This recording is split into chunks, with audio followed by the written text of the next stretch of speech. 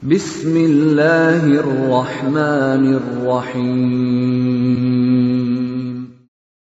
وَلْتَكُنْ مِنْكُمْ أُمَّةٌ يَدْعُونَ إِلَى الْخَيْرِ وَيَأْمُرُونَ بِالْمَعْرُوفِ وَيَنْهَوْنَ عَنِ الْمُنْكَرِ. Alhamdulillah wassalatu wassalamu ala rasulillah mabad. Allah berfirman, wajahidu bi amwalikum wa anfusikum. Berjuanglah kalian, berjihadlah kalian melalui hartamu dan dirimu. Hampir semua ayat-ayat berjuangan dan pengorbanan itu dimulai dengan bi amwalikum, harta kalian, harta kalian. Saya mengajak secara praktis dan kami sudah buktikan. Rp1.000 itu bisa luar biasa dahsyat. Bisa beli mobil, bisa buat kuburan, ya, bisa membangun masjid. Uang 1.000. Mari kita satukan uang 1.000 kita. Nanti kami jemput di rekening ini, insya Allah bisa kita buat. Di rekening ini insya Allah kita buat sebuah kekuatan umat dengan Rp1.000. Rp1.000 dahsyat. Assalamualaikum warahmatullahi wabarakatuh. Kita masuk di hadis. Ini masih bab haid, kitab haid, dengan masuk di hadis yang kedua, di hadis yakni wa an Hamnatah binti Jahsy. Hadis dari Hamnah binti Jahsy. Ini saudara dengan Zainab binti Jahsy. Jadi Hamnah saudara dengan Zainab. Zainab itu ibu kita, ibunya kaum mukminin, istri baginda Rasulullah SAW. Satu dari istri Nabi itu namanya Zainab binti Jahsy. Saudara juga dengan Abdullah bin Jahsy yang gugur di perang Uhud. Sosok keluarga ini, di keluarga Hamnah, keluarga soleh, keluarga beriman, hampir semua menjadi pejuang-pejuang. Hampir semua menjadi pejuang-pejuang di sini. Ini jadi sejak zaman sahabat itu memang hampir menjadi tokoh-tokoh besar dalam kaum muslimin. Sampai Nabi nikahi ini saudaranya. Jadi iparnya Nabi ini, iparnya Nabi Hamnatah binti Jahsy. Sosok wanita guru dalam hal fikih taharah, terutama fikih taharah wanita. Gurunya para wanita ini, wanita-wanita belajar fikih itu di Hamnatah binti Jahsy. Gurunya wanita. Kalau mau belajar tentang masalah fikih, ini ada di Hamnah binti Jahsy. Qalat, beliaulah yang cerita pada kita tentang sebuah ilmu. Beliau mengatakan, kuntu ustahadu, saya ini ustahadu, saya kena masalah namanya istihadah, ya. Saya kena istihadah yang haidatan, juga sekaligus pada saat haid beliau itu kabiratan syadidatan. Kata beliau kabiratan syadidatan, artinya haidku itu ya kabiratan syadidatan, besar dan deras, keras darah yang keluar. Artinya kalau dia haid, dia istihadah, Pak, bukan darah sedikit keluar, lama dan banyak yang keluar. Ini istilah yang dipakai kabiratan syadidatan.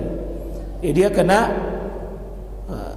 kena ketika dia haid, dia istihadah juga. Jadi bersamaan darah haidnya keluar dengan darah istidahanya. Dan bisa jadi dia tidak mampu membedakan mana darah haid, mana darah istihadah. Karena banyaknya dan tidak pada umumnya wanita seperti itu lama, maka apa yang terjadi? Fa'ataitun Nabiyya sallallahu alaihi wasallam, dia mendatangi Nabi sallallahu alaihi wasallam. Ini guru sosok dia sendiri yang langsung mendatangi Nabi. Dia sendiri langsung mendatangi Nabi, ya, di rumahnya Nabi, karena di rumahnya saudaranya itu Zainab. Jadi dia pergi di rumahnya Zainab, saudaranya, sekaligus di situ minta astaftih, minta fatwanya Nabi sallallahu alaihi wasallam. Ini wanita tekun, wanita sabar, wanita ulet, dan semangat keilmuannya itu semangat hebat. Apa semangat hebatnya? Tidak diwakili Pak menuntut ilmu, ya, dia tidak ada kata malu-malu, ya, sungguh-sungguh dia melepaskan semua itu untuk sebuah kebenaran. Dia mendatangi Nabi sallallahu alaihi wasallam, dan ini wanita tekun, ya, wanita teladan, minta ilmu, minta fatwa atas masalah yang dihadapinya. Itu wanita patut jempol itu. Kalau ketika dia masalah, dia langsung ke sumbernya.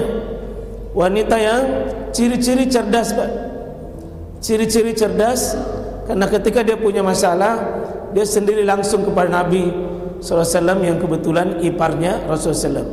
Maka Nabi juga memiliki super luar biasa, karena mengeluhnya ini Hamna binti Jahsy, mengeluh tentang masalahnya, penyakitnya, Nabi diam, Nabi dengar, Nabi yang mendengarkan apa keluhannya dengan penuh sabar tentang wanita. Dan inilah tabiat, begitu banyak permasalahan dialami oleh wanita, maka Nabi memberikan fatwa. Apa fatwa Nabi SAW? Faqala innama hiya rikdatun minasyaitan. Wahai Hamna, darah yang keluar dirimu itu darah istihadah, itu cuma pukulan syaitan. Rikdatan minasyaitan artinya gangguan dari syaitan. Banyak tafsir ulama tentang kata rikdatun minasyaitan, gangguan dari syaitan. Artinya ketika kamu keluar darah haid dan bercampur dengan darah istihadah ini, itu bisa bermakna adalah gangguan syaitan, adalah untuk membuat kamu itu bingung. Kamu itu dibikin bingung oleh syaitan itu. Ya, coba bayangkan Pak, kalau darah haid dengan darah istihadah, satu wajib beribadah, satu tidak ada halangan beribadah. Nah kalau orang malas-malasan Pak, orang malas-malasan, ya, orang itu setengah-setengah, pasti dia cuek, dia cuek saja, dan itu bagian daripada gangguan syaitan. Demikian disyarah oleh Imam Ibnu Hajar dalam berbagai kitab beliau, dan penjelasan beliau termasuk pensyarah kitab Bulughul Maram yang paling terkenal adalah kitab Subulus Salam, bahwa makna rikdatun minasyaitan, gangguan dari syaitan, adalah membuat kabur itu, membuat kabur, ya, kabur tentang mana darah haid, mana darah istihadah. Ya, kita saja ini Pak, mohon maaf, ya, suatu saat ini kita kena penyakit, terutama misalnya yang diketeter, nanti diketeter pada saat kita sakit lalu diketeter. Kalau bukan orang rajin beribadah dan tekun, mungkin dia bilang tidak usah sholat, tidak usah sholat, ya, tidak usah sholat. Padahal tidak gugur sholat kalau hanya penyakit fisik, tidak gugur sholat hanya dengan penyakit fisik. Suatu saat Bapak tidak bisa ke kamar mandi, tidak bisa berdiri Pak, ini tidak gugur sholat kita, tidak gugur ibadah, Nah kalau orang setengah-setengah itu bisa gangguan setan, Pak. Bayangkan kalau ini ditinggalkan selama 1 pekan selama kita sakit, dan kita tinggalkan sebuah kewajiban, berarti apatah lagi kalau itu menjadi asbab kita berakhir meninggal, maka bisa menjadi asbab bahwa kita sudah meninggalkan sholat, padahal tidak harus ditinggalkan, wajib dikerja. Ini wanita hamna ini termasuk wanita tekun yang bisa jadi kalau ahli ibadah itu, Pak, banyak gangguannya, banyak cobaan-cobaan. Itu bisa jadi pukulan syaitan, seolah-olah Hamna ini binti Jahsy itu bingung. Maka Nabi memberikan fatwa, wahai Hamna, fatahayyidi sittata ayamin aw sab'a.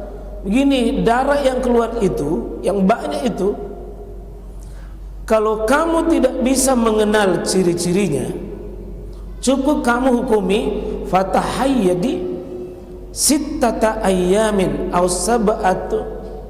Kau hukumi dia, kamu hukumi itu haid itu selama 6 hari saja atau 7 hari saja. Jadi kalau ada yang kena begini, bapak istri kita, siapa tahu keluar darah terus, tapi ya tidak bisa membedakan mana darah haid, mana darah istihadah, maka dilihat hukum waktu.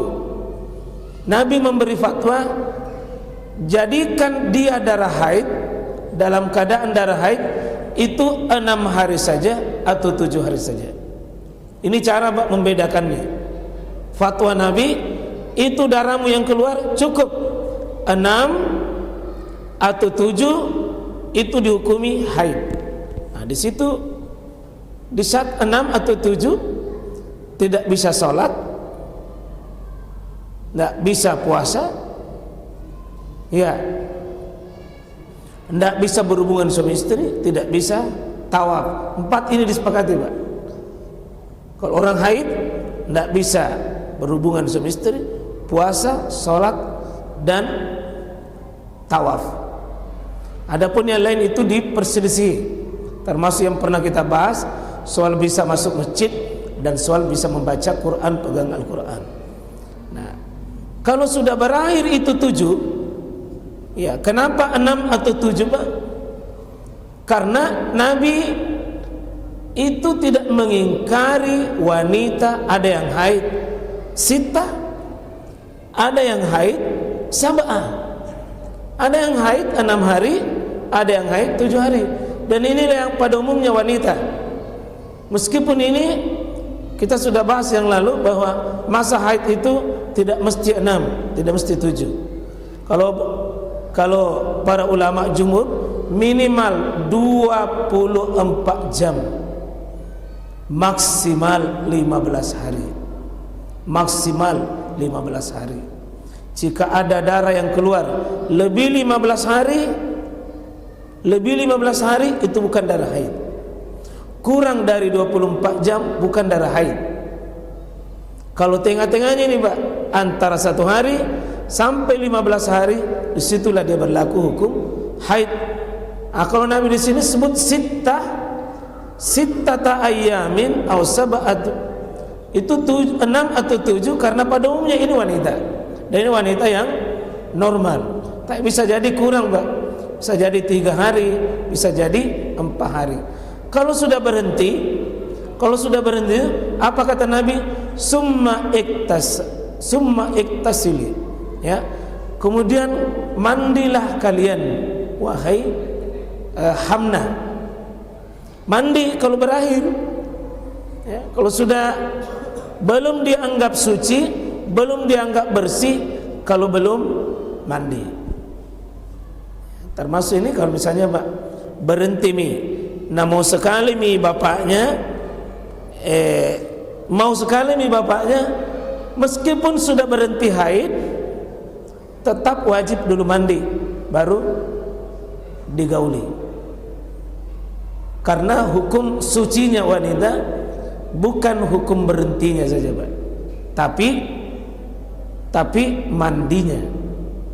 Kalau sudah bersih, kalau suami sudah mau berhubungan, tunggu, summa iktasili, mandilah kalian. Ini paketnya itu. Jadi wanita yang haid itu jangan ditunda mandi, paketkan dia. Nah, kata Nabi sallallahu alaihi wasallam, ya selebihnya itu dihukumi adalah kalau masih ada darah haid, masih ada yang keluar, bukan lagi darah haid tapi darah istihadah. Meskipun bersambung, ya. Faizastan fa'ti fasolli arba'atan wa isrin au salasata wa isrin. Kata Nabi SAW, kalau sudah berhenti dan masih sudah mandi tadi dan lanjut, maka apa yang terjadi, Pak? Kata Nabi SAW, fasolli arba'atan wa isrin. Kau solat lebihnya dari sita tadi atau sabah, 6 atau 7, lebihnya itu arba'at wa isrin, yakni 24 hari. 24 hari itu kamu sholat, 24 hari itu sholat. Au salasata wa isrin, 23 hari itu kamu sholat. Berarti orang haid tadi tidak sholat, tapi untuk istihadah Pak, tetap disuruh sholat arba'ata wa isrin au salasata wa isrin, tetap disuruh sholat. Coba bayangkan ini, Pak, kalau tidak ada ilmu begini, nah tinggalkan sholat karena ada darah, atau sholat dia sementara darah keluar, darah haid, kan dosa, Pak. Inilah perbedaan mendasar antara darah istihadah dengan darah haid. Darah haid mengharamkan sholat, sementara darah istihadah mewajibkan sholat. Ya. Yang kedua di sini sebutkan, kenapa Nabi sebut arba'ata wa isrin? Karena tadi sittata ayam, 6 hari itu dihitung masa haid, yang lebihnya itu 24. Au salasata wa isrin, 23, karena sab'ah, 6 atau 7. 6 atau 7 itu tidak boleh sholat, dan 24 atau 23 itu waktu sholat. Apa kata Nabi SAW? Wasumi, dan puasalah kalian, wahai Hamna, puasalah kalian. Berarti orang istihadah itu disuruh sholat, disuruh puasa, perintah. Nah, coba bayangkan kalau orang berhenti puasa, berhenti istihadah karena hanya gara ada darah. Disinilah pentingnya seorang muslim mengetahui, bedakan darah istihadah dengan darah haid. Sangat bertentangan sekali, ya. Kemudian fa inna zalika yujziuka, ya. Allah Subhanahu wa taala, Ia sudah menentukan bahwa engkau akan dibalas yang demikian. Wa kadzalika faf'ali, maka dengan demikian kerjakanlah kamu wahai Hamna binti Jahsy, kama tahidu nisa, sebagaimana wanita haid pada umumnya.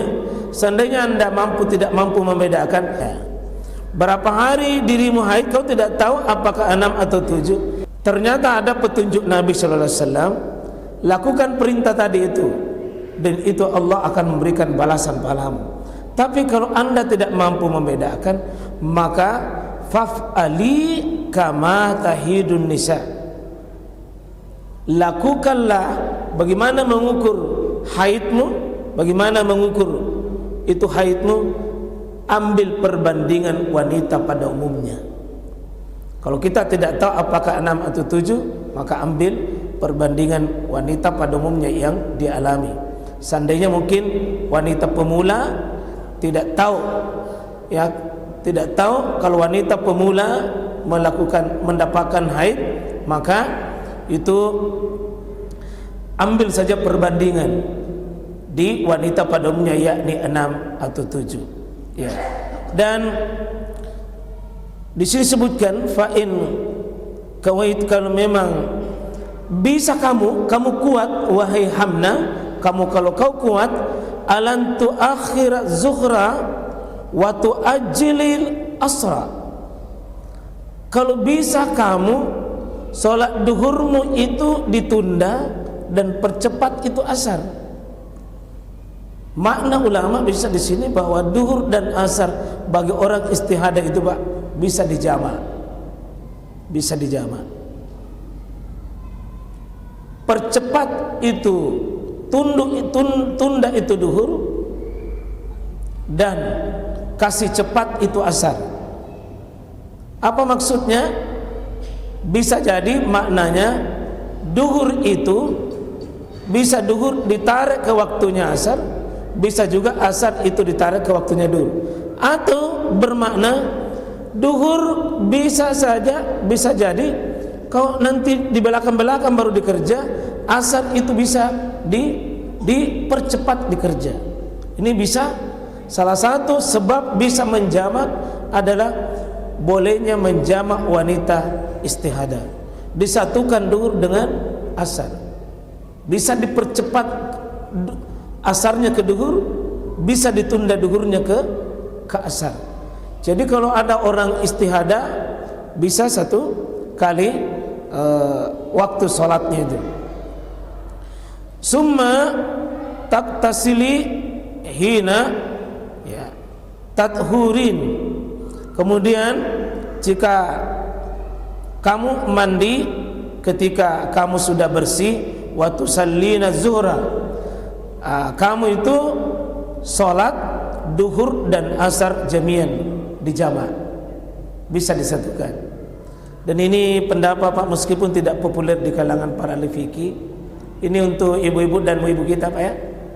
Bapak, di kitabnya Syekh Shalih Al Fauzan, ibu-ibu, ya, ibu-ibu kalau dia berhenti haidnya di waktu asar, kan sudah lewat duhur.